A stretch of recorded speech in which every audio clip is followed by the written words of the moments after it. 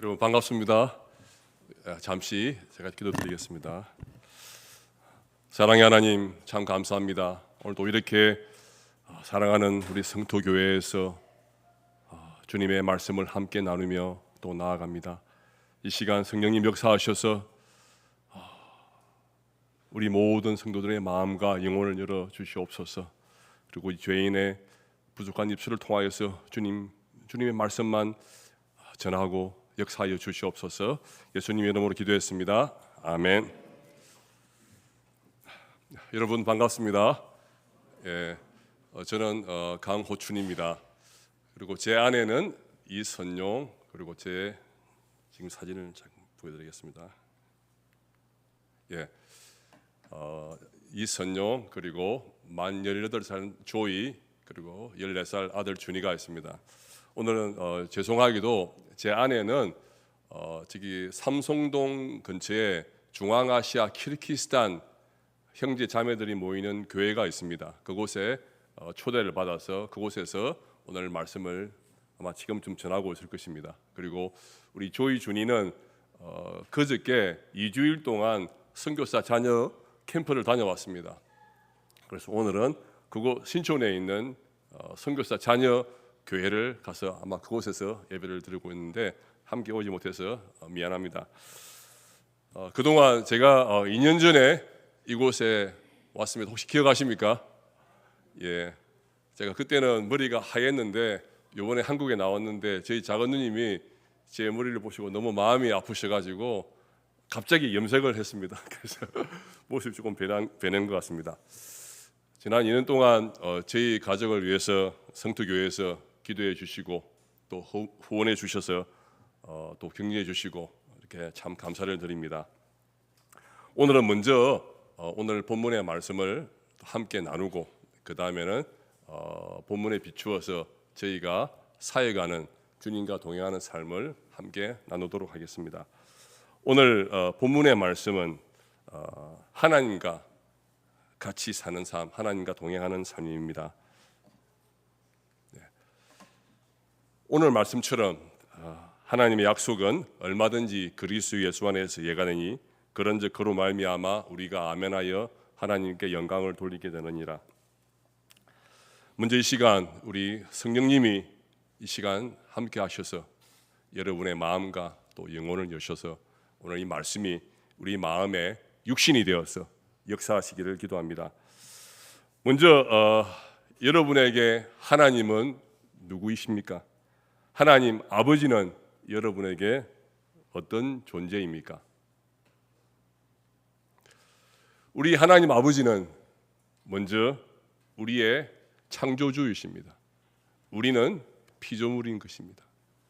그리고 하나님 아버지는 우리와 매일 함께 하시는, 우리가 의식하든 의식하지 않든 우리와 매일 함께 하시는 하나님 아버지이십니다. 그리고 하나님 아버지는 마지막 날에 우리를 심판하시는 하나님이십니다.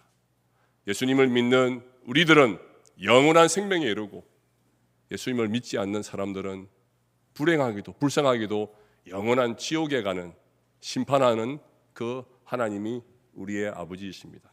그리고 우리 하나님 아버지는 우리가 영원한 생명을 함께할 그 아버지가 우리의 하나님인 것입니다. 그런데 우리는 하나님 아버지를 오해하거나 하나님 아버지에 대해서 무지할 때가 많이 있습니다. 저희 딸이 만 3살 때 우리 가정이 기도하는 가운데 하나님이 약속의 말씀을 주셨습니다. 그래서 우리가 입양을 했습니다. 3주밖에 안 된 우리 아들 준이를 입양을 했습니다. 그때 우리 조이는 너무나 좋아했습니다. 나에게도 동생이 생겼다. 너무 좋아했습니다. 그런데 시간이 흐른 뒤에 우리 조이가 한 9살, 10살 되었을 때 어느 날 우리 딸 조이가 눈물을 흘리며 저희들에게 말했습니다. 아빠, 엄마는 나에게서 행복감을 느끼지 못하니까 아들을 입양했지. 내가 엄마 아빠에게 만족감을 주지 못하니까 입양을 하지. 그렇게 울었습니다. 그래서 저희들은 조이야 아니야. 엄마 아빠는 너를 사랑해. 했었습니다. 조이는 엄마 아빠에 대해서 너무나 큰 오해를 하고 있었습니다. 지금 저희들이 10대 자녀를 키우고 있습니다. 돌이켜보면 저도 10대 때 저희 어머니 아버지에 대해서 많은 오해를 했던 것 같습니다. 마태복음 26장에 저희들이 너무나 잘 아는 달란트 비유가 있습니다. 금 1달란트, 2달란트, 5달란트 비유가 있습니다. 주인이 먼 길을 떠나면서 종들에게 달란트를 주었습니다. 2달란트, 5달란트 받은 종은 열심히 일해서 이익을 남겼습니다. 그런데 1달란트 받은 종은 어떻게 했습니까? 그 달란트를 땅에 묻고 그대로 가만히 두었습니다.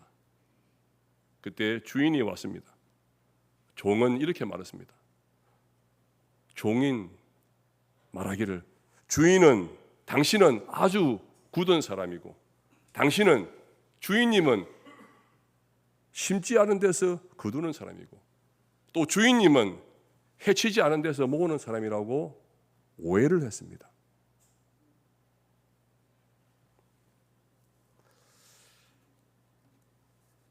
우리 하나님은 여러분과 저희에게 어떤 분이십니까? 신약과 구약에 많은 말씀들이 있지만 민수기 6장에 이런 말씀이 있습니다. 여호와는 내게 복을 주시고 여호와는 너를 지키시며 여호와는 그 얼굴로 내게 비추사 은혜 베푸시기를 원하며 여호와는 그 얼굴을 내게로 향하여 드사 평강 주시기를 원하노라. 우리 하나님은 우리를 너무나 사랑하시고 우리를 축복하시는 그런 하나님 아버지인 것입니다. 하지만 세상에는 잘못된 왜곡된 내용들이 진리처럼 우리를 미혹합니다. 사탄과 마귀는 우리의 마음을 유혹해서 우리에게 이렇게 말합니다. 여러분은 반드시 행복해야 됩니다. 믿는 사람들은 반드시 잘 살아야 됩니다. 그리고 믿는 사람들은 늘 건강해야 됩니다.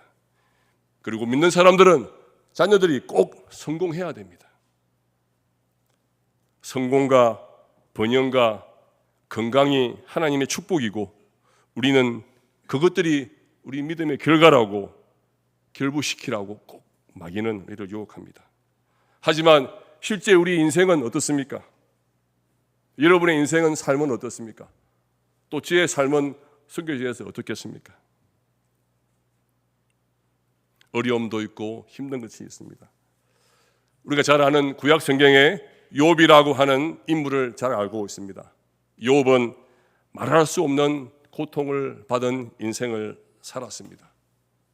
그리고 우리가 잘 아는 히브리서의 11장에 믿음장이 있습니다. 믿음의 선배들에 대한 이야기가 있습니다. 그 믿음장에서도 믿음의 사람들은 다 믿음을 따라 죽었지만 그 중에 약속받은 것을 이 땅에서 보지 못하고 죽은 믿음의 선배들이 있습니다. 이 땅에서 살면서 주님이 약속했지만 그 약속을 받지 못하고 간 사람도 있습니다. 하지만 그들은 영원한 주님의 약속의 선물을 받았지만 이 땅에서 부분적으로 이루지 못한 사람도 있습니다.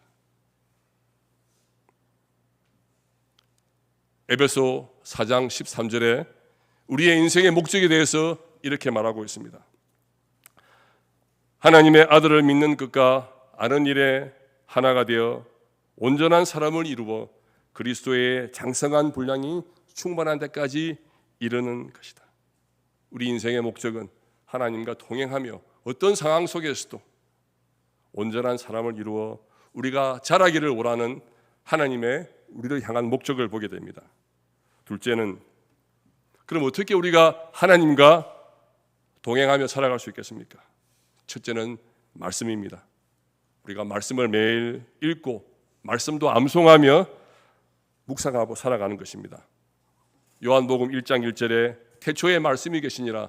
이 말씀이 하나님과 함께 계셨으니 이 말씀이 곧 하나님인 것입니다. 우리가 말씀을 모르는 것은, 말씀을 읽고 말씀을 암송하는 것은 우리가 하나님과 함께 살아가는 행동인 것입니다. 두 번째는 기도입니다. 우리가 매일 기도할 때 어려운 순간, 힘든 순간, 짜증나는 순간, 그 모든 순간들을 우리가 기도로서 평안을 얻고 기도로서 우리가 승리하며 나아가는 것입니다. 빌립보서 4장 6절에 7절에 아무것도 염려하지 말고 오직 모든 일에 기도와 간구로 너희 구할 것을 감사함으로 하나님께 하리라. 그리하면 모든 지각에 뛰어난 하나님의 평강이 그리스도 예수 안에서 너희 마음과 생각을 지키신다고 했습니다. 그리고 세 번째는 성령님과 동행하는 것입니다. 어떤 선교사님이 수양회를 위해서 저 홍콩에 갔습니다. 홍콩의 방에서 혼자 머물렀는데 자기가 좀 심심하니까 TV를 켰는데 TV에서 야한 프로그램이 나왔습니다. 그래서 깜짝 놀라서 끄야 되는데 호기심 때문에 조금 보다가 결국은 껐습니다. 그리고 그 다음 날 우리 선교사들끼리 이야기를 하는데 제가 어젯밤에 유혹을 당할 뻔했습니다. 제 방에 아무도 없어가지고 제가 텔레비를 켰는데 이런 일이 벌어졌습니다. 그랬더니 옆에 있던 나이 드신 선교사님이 이렇게 따끔하게 이야기했습니다. 아니 선교사님, 방에 아무도 없다니요. 그 방에는 당신이 있었고 마귀가 있었고 성령님이 있었습니다. 그렇게 말했다고 했습니다. 성령님은 지금 이 자리에 계십니까? 여러분 몸에 계십니까? 지금 이 자리에 계시고, 그래서 우리가 성전인 것입니다. 우리 마음에, 우리 영혼에 성령님이 계시기 때문에 우리가 성전인 것입니다. 제가 예화를 하나 드리겠습니다. 제가 독일에 있을 때 지난 여름에 제가 중고차를 하나 구입하게 되었습니다. 우리 후원자들이 후원해 주셔서 중고차를 구입해서 너무 좋았습니다. 여름에 구입해서 에어컨도 너무너무 잘 나왔습니다. 그런데 가을이 됐는데 10월달 11월 되는데 히터를 켜니까 난방이 안 되었습니다. 그래서 차를 판 그 독일 차 판 사람한테 가지고 왔습니다. 난방이 안 됩니다. 했더니 자기가 고추 줘야죠 했습니다. 고쳤는데 가지고 왔습니다. 근데 또 일을 하지 않고 차가 추웠습니다. 또 가지고 왔습니다. 또 수리를 했습니다. 또 가지고 왔는데 또 난방이 안 되는 것입니다. 그리고 세 번째를 갔는데 세 번째는 차를 수리하지도 않고 계속해서 미루는 것이었습니다. 그래서 너무 날씨도 춥고 시간도 많이 걸려가지고 제가 이 일을, 제가 아는 우리 독일에서 오래 산 부인이 독일 사람이고 독일 말을 잘하는 아일랜드 선교사님께 말씀을 드렸더니 이분이 독일 그 사람이 그렇게 해서는 안 된다. 자기가 도와주겠다. 그래서 이런 경우에는 편지를 써야 된다. 그래서 이분이 편지를 썼습니다. 독일 말로. 언제까지 차를 고쳐주지, 이렇게 오랫동안 하는 경우는 없다. 고쳐주지 않으면 우리가 다음 조치를 취하겠다 하고 편지를 쓰고, 제가 주인이니까 제가 사인을 하고 먼저 등기로 그분에게 보내고, 직접 편지는 제가 가야 되는데 이분이 자기가 집에 가는 길에 있다고 이 아일랜드 선교사님이 편지를 들고 차를 판 곳에 가지고 왔습니다. 갔는데 어떤 일이 벌어졌냐면은 그 차 판 그 사람들이, 독일 사람이 차를 고쳐주기는커녕 오히려 화를 내면서 왜 당신이 왔느냐 그러면서 화를 내면서 우리 제 친구 선교사에게 돌아가는 길에다가 돌을 집어 던졌습니다. 그래서 제가 그 이야기를 듣고 저도 너무너무 화가 났습니다. 어떻게 이럴 수가 있느냐. 제가 찾아갔습니다. 찾아가서 따졌더니 왜 당신이 와야지 친구 왔느냐. 그러면서 차를 고쳐주겠다고 했습니다. 그래서 내가 좋다. 그러면 꼭 고쳐달라. 그렇게 하고 제가 차를 대신에, 제가 차가 없으니까 조그만 차를 그분이 빌려주었습니다. 그래서 렌트카를 받아가지고 제가 왔는데 차를 또 고쳐주지 않는 거예요. 이틀, 3일, 4일. 그러고 있는데 전화가 왔습니다. 전혀 모르는 사람이 전화가 왔는데 하는 말이 당신이 빌려간 차 빨리 돌려주시오 그랬습니다. 그래서 너무 황당해서 내 차를 고쳐줘야지 돌려주겠다 그랬더니 무조건 차를 돌려달라는 것입니다. 안 돌려주면은 경찰서에 신고하겠다는 것이었습니다. 그래서 제가 너무 황당해서 제가 찾아갔습니다. 경찰서에 찾아가서 이런 상황을 이야기했더니 경찰서 하는 말이, 경찰에서는 개인과 개인의 계약은 개입할 수 없다.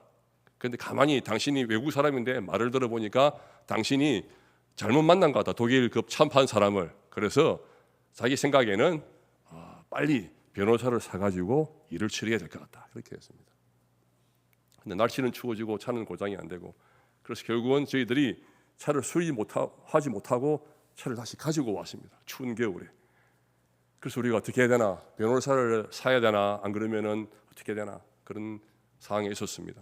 그리고 또 이 차를 가지고 직접 아는 분들한테 수리수에 맡겨보니, 조사를 해보니까 이 차가 난방할 수 있는, 히터할 수 있는 모터를 빼버리고 차를 판 것이었습니다. 제가 속임을 당한 거였죠. 그런 상황에 있는데, 그때 저와 아내 마음이 기도하는 가운데 한 말씀이 저희 마음에 와닿았습니다. 고린도후서 10장에 있는 말씀인데, 고난 당할 즈음에, 시험 당할 즈음에 주님께서는 피할 길을 주신다. 그런 말씀이 저에게 왔습니다. 그래서 기도하고 있는데 차는 계속 추웠습니다. 그런데 어느 날 우리가 아는 선교사님이 미국 분이신데 제 사무실을 찾아왔습니다. 그래서 당신 이야기를 들었는데, 차 이야기를, 내가 차를 조금 아는데 당신 차를 봐주겠다. 그래서 감사합니다. 봐주십시오. 그래서 그분이 제 차를 보고 연락이 왔습니다. 내가 당신 차를 보고 유튜브를 보고 인터넷에서 막 보니까 내가 할 수 있겠다. 대신에 인터넷에서 부품 2가지만 사달라. 그래서 제가 알겠습니다 하고 인터넷에서 부품 2가지가 샀는데 그게 한 7만 원, 8만 원 정도밖에 안 됐습니다. 원래는 이 부품을 사려면은 수백만 원 들어야 되는데 이분이 말하기를 7만 원, 8만 원만 사와라. 그래서 제가 사가지고 딱 드렸더니 2시간 만에 차를 해결해 주었습니다.